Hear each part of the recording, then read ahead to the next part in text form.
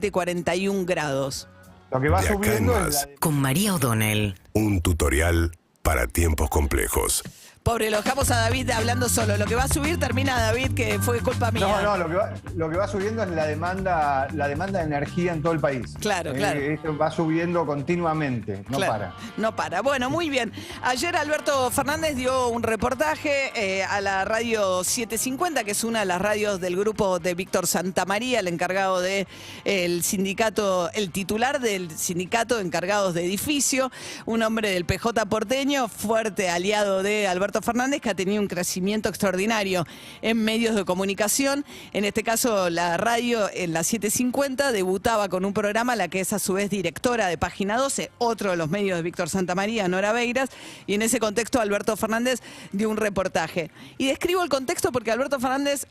tiende a tener discursos o a decir cosas en ciertos lugares y otras cosas en otros lugares según su interlocutor, ¿no? Entonces ahí, pese a que está el gobierno desesperado por alcanzar un acuerdo con el Fondo Monetario Internacional, dada una situación muy delicada de las reservas del Banco Central, ayer hubo un nuevo pago de casi 700 millones de dólares a bonistas. Queda un pago más, un vencimiento de este mes de 1.100 millones al Fondo Monetario Internacional, en un contexto no tan malo porque fue buena la cosecha del trigo, entró más divisas de las que suelen entrar en el mes de enero, y además el Banco Central estos primeros días de enero no está perdiendo reservas tratando de intervenir en el mercado de cambio, sino que más bien todo lo contrario, está recuperando reservas. Entonces, en este contexto, bueno, mal que mal, pero idealmente, mientras tanto, todas las demás variables de confianza del país están, el riesgo país, el precio de los bonos, todo eso está en las peores condiciones posibles, porque bueno, los mercados ven que los plazos se alargan y el acuerdo no llega. Entonces quería decir, Alberto Fernández, si bien está, y lo dice en privado, y ayer también dijo, yo no quiero ir a una cesación de pagos, si bien está decidido a tratar de conseguir un acuerdo lo antes posible, salió con un discurso en ese contexto bastante duro en contra del Fondo Monetario. Dijo, otra vez nos quieren imponer la receta del ajuste, en lugar de querer que nosotros diseñemos nuestro propio programa, nos quieren imponer ellos un programa,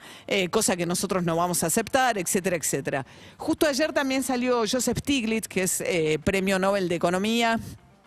mentor o alguien que ha trabajado muy cerca, o Martín Guzmán ha trabajado muy cerca de él, el ministro de Economía, mientras era profesor de Economía en los Estados Unidos y se especializaba en reestructuraciones de deuda. Dijo Stiglitz que Argentina había tenido una recuperación extraordinaria, que el crecimiento que tuvo en el último año, que le permitió recuperar lo que había perdido durante el año del encierro y de la pandemia, había sido algo excepcional, un milagro. Marcó que también aumentó las exportaciones argentinas, y dijo, las aumentó no solamente porque mejoró el precio de los commodities, sino también el volumen, y hubo una política pro exportadora que Stiglitz pondera. También fue muy duro con Mauricio Macri, dijo, así como el propio Fondo Monetario admitió, ese crédito extraordinario que le dieron fracasó. Lo que él analiza, dice, Macri llega a un país que en dólares tenía muy poco nivel de endeudamiento, genera un entusiasmo muy grande, una figura, un empresario de centro derecha con ese perfil, le prestan excesivamente, se entusiasma excesivamente con eso, fracasan sus políticas y a Argentina le queda esta deuda gigantesca. Es un poco la lectura en la que Stiglitz hace un poco la misma lectura que viene haciendo el gobierno nacional, que también corresponsabiliza al gobierno de Mauricio Macri. Algunos solo a Macri y otros, evidentemente, digo, claro, Macri hereda muchos problemas estructurales del gobierno de Cristina Fernández de Kirchner, un déficit muy grande, pero lo que le dice el propio Fondo Monetario es que cuando empieza a tomar deuda la toma muy rápido, y en dólares, y cuando recibe la plata del fondo no la usa para aprovechar y reestructurar los vencimientos que ya tenía encima. Bueno, en ese contexto Alberto Fernández sigue en este juego permanente que tiene Alberto Fernández de a veces cuando dentro de la propia coalición de gobierno se impacientan con ese perfil, dicen, piensa lo que su último interlocutor le dijo, ¿no? Entonces no sabe si parte de un juego más elaborado de mandar señales acá y allá, y decir, bueno, yo realmente quiero un acuerdo con el Fondo Monetario, realmente quiero evitar caer en un default, o si o está tensando realmente la cuerda, ¿no? Eso se ve también, ese zigzagueo permanente ha quedado bastante evidenciado en la postura que tuvo Argentina frente al nuevo régimen, periodo de gobierno de Daniel Ortega en Nicaragua. Nicaragua no tiene mucha incidencia, digamos, fue importante durante la Guerra Fría, porque después de la Revolución Cubana, evidentemente, Nicaragua en Centroamérica fue el segundo impacto que había tenido, y en el medio de la Guerra Fría, que se disputaban la influencia de Estados Unidos y la Unión Soviética en lo que era el patio de atrás de Estados Unidos, como se llamaba, para Estados Unidos que Nicaragua también se convirtiera al sandinismo y siguiera la línea de Cuba, era un problema serio. Hace rato que no es un problema serio ni Cuba ni Nicaragua en términos geopolíticos, ni significan la amenaza, ni tienen el rol que tuvieron durante la Guerra Fría. A pesar de esto, Estados Unidos mantiene las sanciones contra Cuba. Y en el caso de Nicaragua, lo que pasa es que es patético, digamos, ¿no?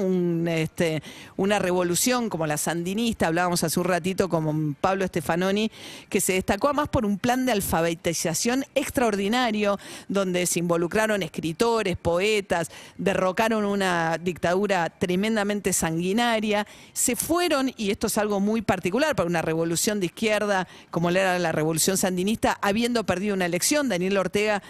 va a elecciones, las pierde contra Chamorro, entrega el poder y después vuelve por la vía de las elecciones. Ahora va a su cuarto mandato, es el quinto en total, en una situación patética, habiendo encarcelado a todos los opositores con el 85% de abstención, después de haber sido tremendamente represivo contra protestas de jóvenes que hubo hace algunos años en Nicaragua, y esa fantochada de proceso electoral se ve de alguna manera ratificado por Alberto Fernández cuando manda, está bien, no manda una delegación de primer nivel, que había representantes de Cuba, el presidente de Cuba estaba, Díaz-Canel, estaba el presidente Nicolás Maduro, el presidente de Venezuela, perdón, en la asunción de Ortega, que fue ayer en Nicaragua, de este nuevo periodo, y la Argentina manda una delegación de el mínimo nivel posible, que es el embajador argentino ante Nicaragua, pero significa esa presencia un reconocimiento de ese gobierno que es totalmente ilegítimo en términos de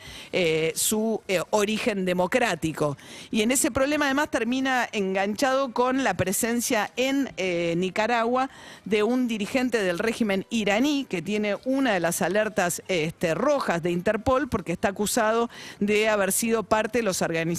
del atentado a la AMIA, nada menos. Entonces quería decir, en ese ir y venir, en ese zigzagueo permanente, hay una izquierda democrática que critica abiertamente lo que pasa en Nicaragua, y Alberto Fernández, entre que no quiere terminar de enemistarse con sectores, incluso el propio kirchnerismo, que por estar aliados con Venezuela y con Cuba no quieren decir nada de lo que pasa en Nicaragua, o uno podría pensar que también, bueno, trata de hacer un juego donde se fortalece frente a Estados Unidos, buscando también ser un puente de alguien que puede dialogar con esos gobiernos y al mismo tiempo tener una relación razonable con Estados Unidos. Es un poco desconcertante con Alberto Fernández porque nunca sabe si le habla al último interlocutor, o a veces pasa diciéndole lo que quiere escuchar y finalmente termina tomando posiciones muy poco claras para alguien que dice ser un gran defensor de la política de derechos humanos y de respeto irrestricto a la democracia cuando mandás un representante a la asunción de Ortega. Pero bueno, todo esto en el contexto de una negociación muy compleja